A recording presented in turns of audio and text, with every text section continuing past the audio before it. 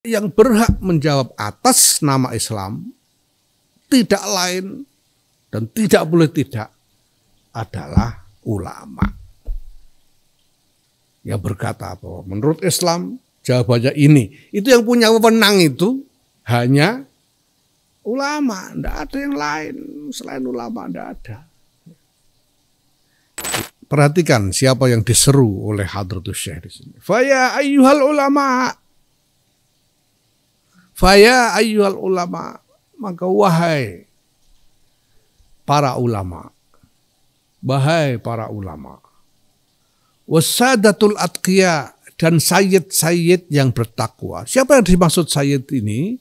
Sayyid-sayyid ini dimaksud sayyid adalah dzurriyyatu Rasulullah sallallahu alaihi wasallam. Memang ada dari dulu, kita semuanya mengaku, para ulama kita ada dzurriyyah Rasulullah sallallahu alaihi wasallam. Ya, siapa mereka itu? Saya mendapat keterangan dari Sayyid Syekh Kiai Maimun Zubair tentang hal ini. Saya sudah pernah sampaikan, ada di YouTube sudah itu, saya lihat tempo hari itu. Jadi ada ahlu baiti Rasulullah, ada alu Rasulullah, ada dzurriyyatu Rasulullah, ada itratu Rasulullah. Ya. Ahlu baiti Rasulullah itu siapa? Ahlu baiti Rasulullah itu ya beli. Jadi pada ada satu riwayat Rasulullah pada satu ketika melingkupi dengan selendang. Beliau bersama Sayyidina Ali, Siti Fatimah, dan dua orang putra mereka Hasan dan Husain. Dan Rasulullah mengatakan, hadza ahlu baiti. Jadi ahlu baiti Rasulullah yaitu Kanjeng Nabi sendiri, Sayyidina Ali, Sayyidatina Fatimah, Sayyidina Hasan, dan Sayyidina Husain radhiyallahu anhum. Itu ahlu baiti Rasulullah sallallahu alaihi wasallam, sebagaimana yang dinyatakan sendiri oleh Rasulullah sallallahu alaihi wasallam. Nah, kemudian ada alu Muhammad. Menurut Kiai Maimun Zubair, alu Muhammad ini adalah dari Bani Hashim. Itu semuanya alu Muhammad, Bani Hashim dan Bani Abdil Muttalib. Ini alu Muhammad. Ini termasuk Sayyidina Abbas dan keturunannya, ini alu Muhammad. Sepupu-sepupunya Kanjeng Nabi dan lain sebagainya. Ini alu Muhammad. Ya tentu saja yang mukmin ya. Abu Lahab enggak termasuk ya. Yang mukmin Sayyidina Hamzah itu alu Muhammad. Keluarga dari Bani Hashim dan Bani Abdul Muttalib. Kemudian ada dzurriyyatu Rasulullah sallallahu alaihi wasallam. Siapa dzurriyyatu Rasulullah ini? Siapa saja yang lahu nutfatun nubuwah. Siapa saja yang punya garis keturunan baik dari laki-laki maupun perempuan, itu dzurriyyatu Muhammadin sallallahu alaihi wasallam. Kita tahu bahwa kalau yang diklaim sebagai keturunan Nabi yang terkenal sekarang ini adalah dari keturunan Sayyidatina Fatimah. Ya, itu berarti perempuan. Yang dihitung itu dari nasab, dari jalur perempuan. Ya. Makanya nggak dibilang dzurriyyatu Ali, nggak dibilang dzurriyyatu Ali karamallahu wajhan, dzurriyyatu Muhammad, walaupun dari perempuan Siti Fatimah. Dan putra Siti Fatimah yang kemudian punya keturunan itu bukan cuma Sayyidina Hasan dan Sayyidina Husain, ada yang lain, ada Ummu Kulsum dan lain-lain yang punya keturunan juga. Kemudian Kiai Maimun juga menyebut Siti Ruqayyah dan Siti Zainab itu juga ada keturunannya. Ini semuanya dzurriyyatu Rasulullah, baik dari jalur laki-laki maupun perempuan. Ya, makanya saya katakan bahwa kiai-kiai di Nusantara ini insya Allah dzurriyyatu Rasulullah semua gitu. Karena dari dulu ada tradisi campur yang tidak karu-karuan, yang sudah tidak ada lagi parameter bahwa laki-laki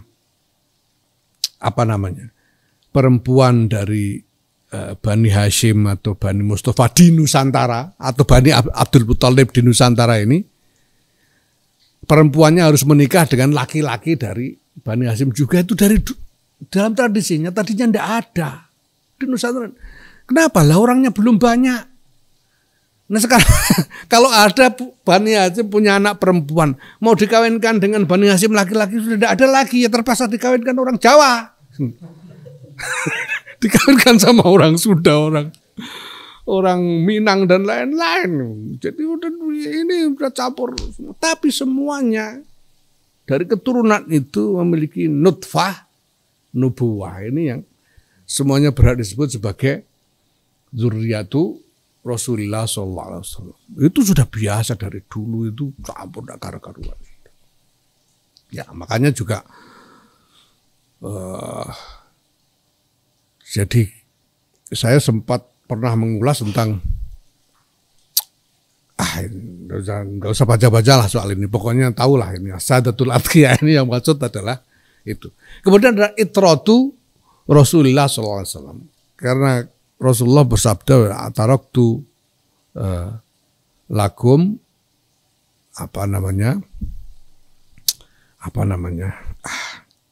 pokoknya aku meninggalkanmu dua hal.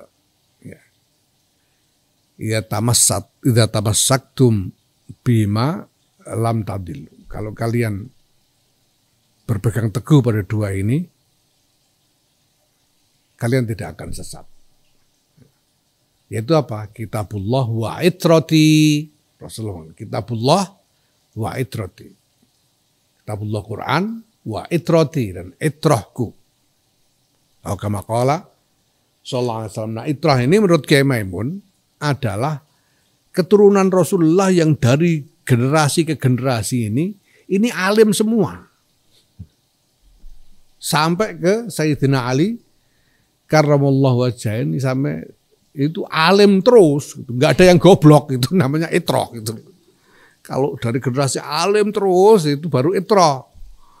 Kalau ada yang goblok, ada yang nggak karu-karuan, ya itu bukan itrah namanya. Yang dipegang itu yang itrah ini, yang alim terus dari generasi ke generasi. Ya maka di sini dikoyidi, ulamanya nggak dikoyidi, ayyuhal ulama, titik, nggak ada koyid. Tapi wasadatul atqiya, dan sayyid-sayyid yang bertakwa, dikoyidi dengan atqiya. Di sayyid yang nggak bertakwa nggak diajak, cuma yang takwa aja yang disuruh ini, ya gitu. Ya gimana lagi, memang begitu. Min ahli sunnati wal jamaah, dari kalangan ahli sunnah wal jamaah. Ahli madhahibil a'immatil arba'ah, dari kalangan ahli madhabnya imam 4. Antum, anda semua, qad akhadtum, telah mengambil anda semua al-uluma, ilmu-ilmu, mimman, dari orang-orang qablakum sebelum anda, waman qablakum, dan orang-orang sebelum anda, mimman qablahu, dari orang-orang sebelumnya. Bittisali sanadi, dengan sambungnya sanad ilaikum, kepada anda semua. Karena dalam tradisi ahlus sunnah wal jamaah ini sanad ini kunci. Tidak sah orang disebut alim kalau tidak jelas sanadnya, gitu ya. Itu tidak sah. Sanad ini kunci. Saya sudah terangkan sejak awal ketika bicara tentang Rasulullah sebagai sirajan munira, tentang sanad ini. Ini kunci. Karena agama tidak boleh ngarang sendiri itu. Sudah sampaikan kemarin. Agama tidak boleh ngarang sendiri. Sanad ini kunci. Ini bagian dari keyakinan ahlus sunnah wal jamaah. Ulamanya, ulama ahli sunnah yang dianggap termasuk dalam ulama ahlus sunnah wal jamaah ini, ulama yang punya sanad. Kalau ndak punya sanad, cuma nemu dalil dari sobekan koran, dari Sobekan kalender dan sebagainya. Ya enggak termasuk ulama ahli sunnah wal jamaah, walaupun mungkin alim. Tapi kalau enggak ada sanad, enggak. Ini sanad penting. Nah karena di dalam Ahlussunnah wal Jamaah ini mereka yang punya sanad ini yang punya wewenang keagamaan. Ya. Mereka ini yang punya sanad ini. Ya. Wa tanzuruna amman ta'khuduna dinakum, dan Anda semua telah mewaspadai dari mana, ya, amman dari siapa, ta'khuduna Anda mengambil dinakum agama Anda. Jadi ulama Ahlussunnah itu kalau mau berguru itu tidak sembarangan. Guru itu nyari guru yang jelas sanadnya dan kemudian juga jelas baik akhlaknya. Itu doktrin Ahlussunnah wal Jamaah. Kalau nyari guru sekedar nyari di YouTube itu juga bukan Ahlussunnah wal Jamaah. Nyari yang jelas sanadnya dan jelas baik akhlaknya, jelas mulia akhlak, itu guru. Ya, nanti ada dalilnya itu. Ya. Jadi selalu hati-hati dalam memilih guru, karena dari gurulah kita mengambil agama. Kita mengambil agama ini dari guru, dan agama itu saya sudah bilang tempo hari tidak cuma soal pemahaman akal, tidak cuma soal laku lahiriah, tapi ada dimensi ruhaniyah yang paling menentukan di situ. Nah karena para ulama ahli sunnah wal jamaah ini disiplin di dalam doktrin sanad dan doktrin meneliti guru-guru ini, maka mereka punya wewenang. Jika dikatakan fa'antum, maka Anda semua adalah khazanatuha, gudang-gudangnya ilmu, wa abwabuha, dan pintu-pintunya ilmu. Wala tu'tul buyuta, dan janganlah kalian semua memasuki rumah illa min abwabiha, kecuali dari pintu-pintunya. Faman, maka barang siapa ataha memasuki rumah-rumah min ghairi abwabiha, tidak dari pintu-pintunya, orang macam itu yang masuk rumah ini rumah itu masuk tapi tidak lewat pintu, itu sumnya dinamai sarikon, maling. Jadi masuk rumah itu lewat pintu, kalau masuk rumah sana rumah sini enggak lewat pintu, lewat gendeng semua, maling namanya gitu. Gitu. Nah ini kenapa? Ini yang pertama-tama diajak. Karena yang dibutuhkan oleh dunia, oleh umat adalah jawaban dari agama.